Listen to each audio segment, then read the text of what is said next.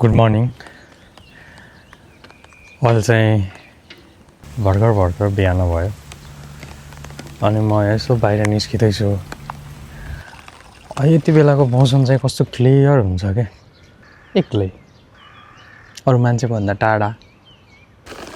कहिले यसरी बस्नु भएको छ? यस्तो दामी मौसम छ अहिले, सफा छ, क्लिन छ।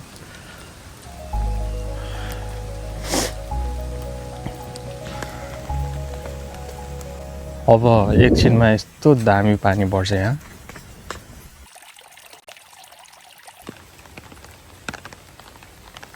भोलि पनि पानी आउँछ, पर्सि पनि पानी देखाइरहेछ।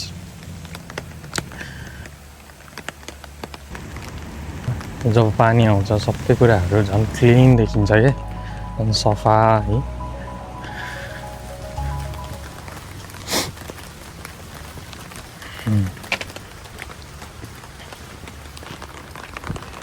यतातिर चाहिँ हो हल्ला छैन, भिडभाड छैन।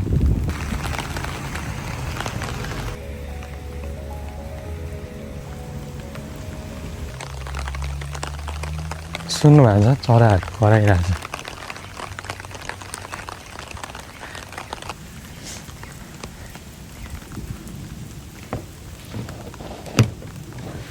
घरबाट खासै टाढा पनि छैन होइन, अनि जस यहीँ हो क्या, नजिकै 10 मिनट पनि लाग्दैन। सो कहिलेकाहीँ आउँछु यहाँबाट, यो तलपट्टिको सबै सहर देखिन्छ। म अलिकति सिटी साइड भन्दा पनि सिटी साइडबाट थोरै माथिपट्टि बस्छु। पहाड भनेर पहाड पनि होइन, तर सानो सानो थुम्कोहरू हुन्छ नि नेपालमा, लाइक द्याट। यसलाई पनि एकदम वेल म्यानेज तरिकाले यहाँनिर बनाएर राखेको छ। अनि यहाँ आउँछु, यहाँबाट पुरै सहर देखिन्छ, रिल्याक्स फिल हुन्छ क्या। सबै हेर्छु, जस कस्तो सोध्छु क्या म, एकछिन कति राम्ररी म्यानेज गरेर राखेको हो, कस्तो प्लानिङ के।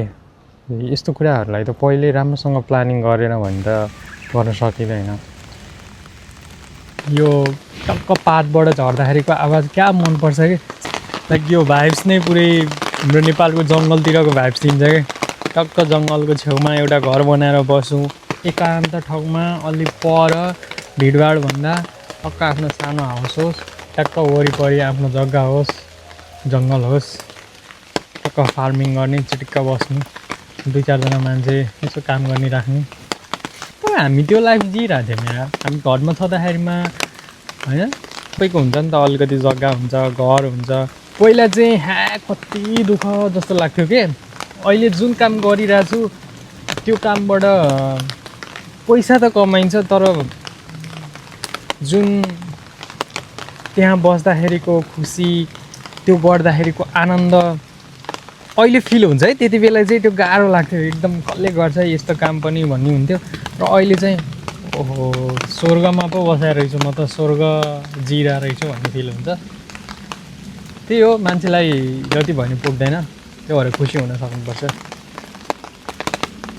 नयाँ नयाँ कुरा गर्नु। ल यहाँबाट निस्क्यौँ है, सबै यही ठाउँमा मात्रै बसेर पनि त भएन।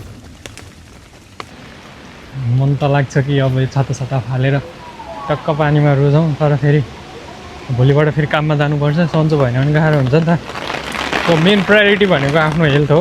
हेल्थभन्दा ठुलो कुरो केही पनि छैन, nothing more than that health है। चिल भाइब्स आउँछ नि है, टक्क यो मौसममा भुटेको मकै र मही लिएर सट्ट खाँदै, खुट्टा सिराकमा राखेर घर मजाले त्यो बसेको सम्झना आउँछ यार। त्यो दिन त फर्केर आउँदैन। अब नयाँ दिन फेरि बनाउनुपर्छ त्यस्तै। जस क्या दिन थियो यार। आफै कमाउँछु, आफै गर्छु, आफ्नो खुट्टामा आफै उभिन्छु भनेर त्यो कन्सेप्ट आएदेखि त्यस पछाडि चाहिँ गाह्रो छ। जहिले पनि आफूले सोच्दाखेरिमा आइएम द बेस्ट है, मभन्दा दामी, मभन्दा खतरा कोही छैन भनेर सोच्नुपर्छ क्या। पहिलो भनेको हाम्रो सोच हो क्या, हाम्रो दिमागले के सोच्छ अनि हामीले त्यो गरिन्छ। त्यही भएर हाम्रो दिमागलाई चाहिँ ट्रेन गराउनु पऱ्यो नि त।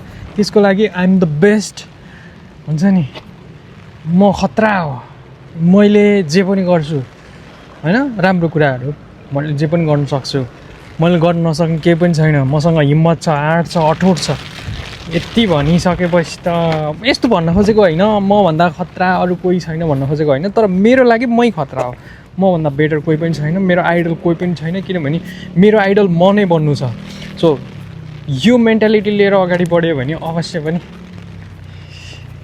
आफूलाई एउटा राम्रो फिल हुन्छ सो गफ धेरै भयो जाम है घर ओहो